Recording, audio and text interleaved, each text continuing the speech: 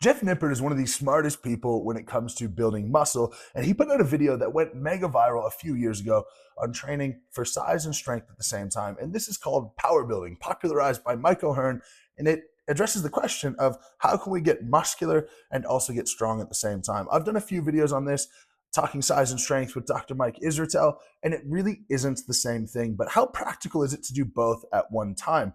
We're going to address this here. There's a lot that Jeff says in this video that's right, and some nuance that I think is being missed. This should be a really valuable video for all of you out there looking to get big and get strong. So first of all, Jeff does acknowledge that there is, quote, some truth to strength training in low reps and hypertrophy for high reps. There are very few things that actually matter when it comes to getting strong and when it comes to building muscle. Ultimately, to get strong, you have to lift heavy weight and try relatively hard, recover, and that's it. You're going to make progress for a long time. When it comes to building muscle, according to Dr. Mike Israetel, who I believe is the world expert in hypertrophy and evidence-based hypertrophy, he says two things really matter. You have stretching the muscle and intensity. The only juxtaposition then becomes you don't want to lift very heavy load at very high stretch. That's going to mean a high risk of injury. But Jeff cites this one study by Schoenfeld et al., and they address the question, do you have to train in low reps to get strong and high reps for hypertrophy, or is there some sort of bleed over? Now, in these studies, they saw the same muscle gain in high reps versus low reps. Now, this was a systematic review, meaning they amalgamated a whole collection of studies. And the difficulty when we look at these studies is, are we talking about the same number of sets or the same total volume? They addressed that the high load workouts took 4 times longer than the low load workouts. This leads me to believe that we're talking about equated volume. If we talk about equated volume, which is the calculation or multiplication of load, reps, and sets, well, that's going to take a lot of sets of low rep work with high weight to be able to match the volume of lower intensity in terms of load with more reps. Now, quote, there is no correlation between reps and muscle growth as long as you're training sufficiently hard. This is sort of true, in my opinion, on an acute basis. If you look at a 4-week program, you train hard, low rep, high rep works out to be relatively the same. Now, all of these studies would take a group of participants. One group would do a low rep, one group would do a high rep, and they would just compare the results. The bit of nuance that this is missing is how trained do these individuals become? And we're going to talk about that in a second. But we also have to consider what kind of neural systemic fatigue are we going to put people under?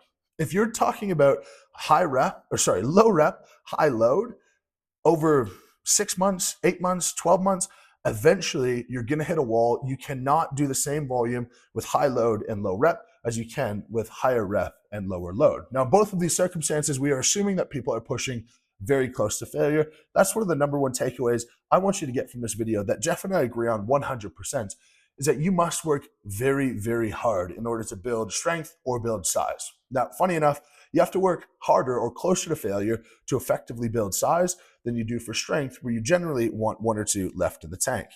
Now, Jeff says that in this study, they drop off with their muscle gain when it's less than 20% of your 1 rep max. This would be reps in excess of 50. Now, this is getting into the muscular endurance territory, but one interesting point of nuance I do want to point out is that if untrained people take up a pure aerobic activity, let's say go for a run, their initial adaptation will show muscle growth. So many, many, many reps for a novice person will still result in muscle growth at the same time as building muscular endurance, burning some extra calories, potentially putting yourself in a calorie deficit and losing a bit of body fat.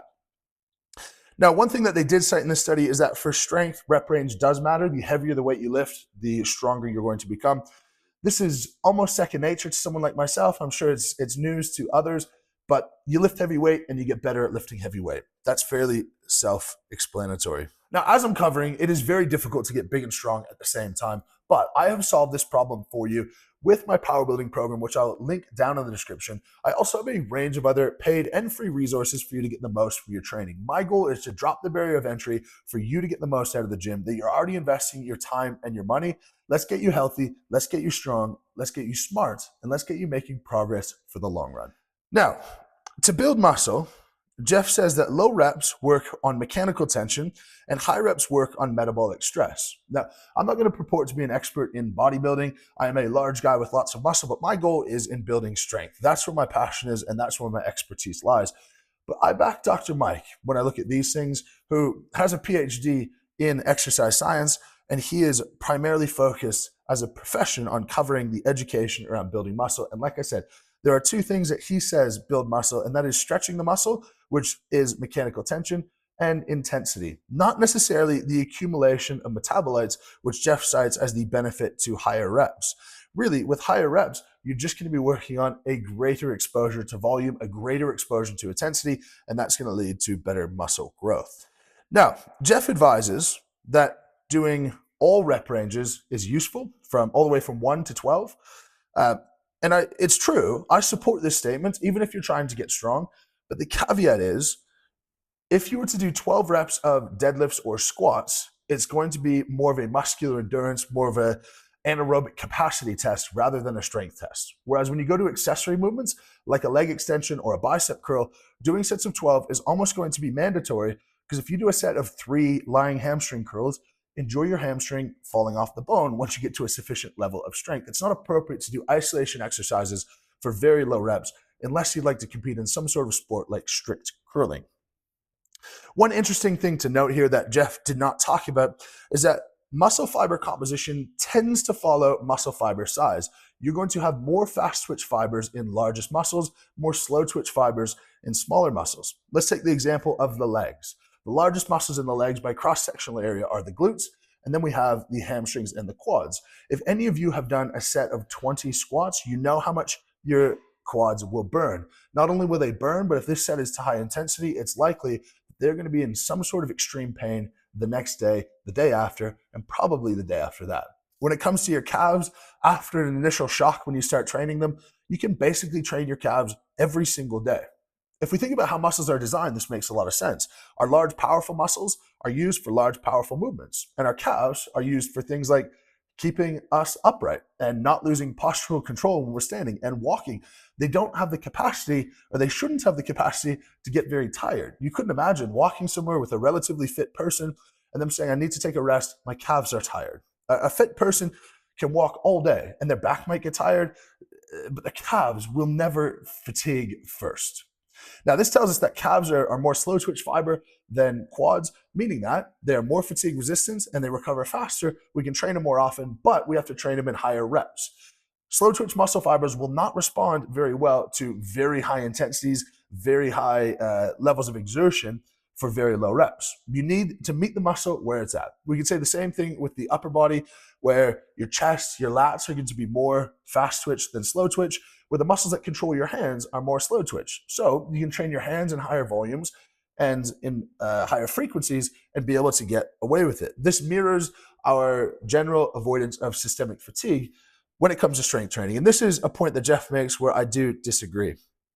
Jeff says in his program, he recommends 2 to 3 times a week squatting, 2 to 3 times a week bench pressing, and 1 to 2 times a week deadlifting, with one of those sessions for each heavy and the other more technical practice and variations. He also recommends 1 roaming hypertrophy day when you can sort of do what you think you should do, more of an intuitive training approach. Now, if we talk 2 to 3 times a week squat and 2 to 3 times a week bench and 1 to 2 times a week deadlifting, for a beginner, this is possible. For someone well away from their genetic capacity when it comes to strength, I don't see a big problem with this. But for anyone who's been in the gym for a substantial period of time, having this type of setup, whilst it's great for practice and the neural control to build the motor units to practice the movements, this is going to absolutely destroy anyone who is reasonably strong. Your systemic fatigue will be through the roof. Your sessions will drop off. Your fatigue during the day will be huge. Your excitement and enthusiasm for going to the gym will fall. Your ability to sleep well at night will reduce, and appetite will be all over the shop. Generally speaking, if you're someone who tends to get fat, you will get fatter. And if you tend to be someone who forgets to eat, you will lose your appetite altogether. These are the cardinal signs of sympathetic fatigue. And you would run into this if you were relatively strong based on your genetic capacity. Now, he addresses periodization next. He says one thing that I really like is that beginners don't need to worry. For the first 12 months of training, you can just go in, do linear periodization, linear progression, stack some more weight on the bar each time, and make really good progress. This is absolutely true. I see far too many novice and beginners overcomplicate their workouts, and the intuitive training approach in the first little while is fine. Any program will work for a novice gym goer, so long as you work reasonably hard, you recover, and you go consistently. Now he says intermediate or advanced lifters should cycle between a strength focus and a hypertrophy focus, which I love. I think that's really good. But he advises always having a full rep range included all the way from 1 to 12 reps sort of through the year. And he thinks you should shift the percentage of the year by which you focus on each of those movements.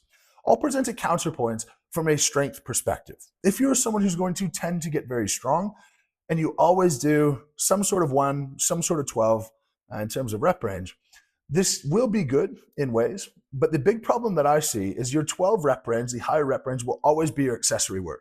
So if I'm bench pressing and my accessory tricep pushdowns, I always do 2 sets of 12, we're missing some tendon benefit and the risk of tendon injury will go up.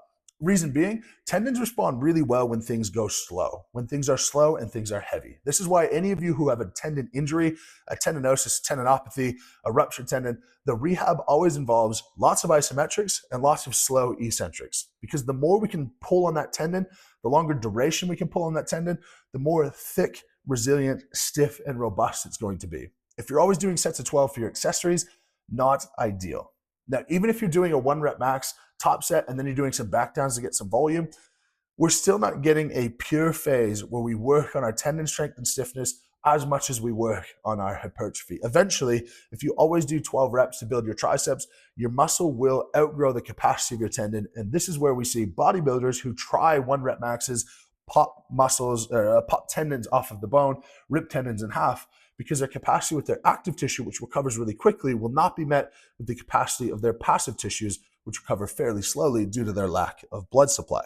Now, the last thing that he says is you should always avoid failure on heavy sets. I agree with this. Very rarely should you actually hit a 1 rep max, especially in training, unless it's some sort of planned 1 rep max day that you've planned out for weeks at a time, if not months at a time, and you build into that. So in the end, can you get big and strong at the same time? Sure. If you're a beginner, yes.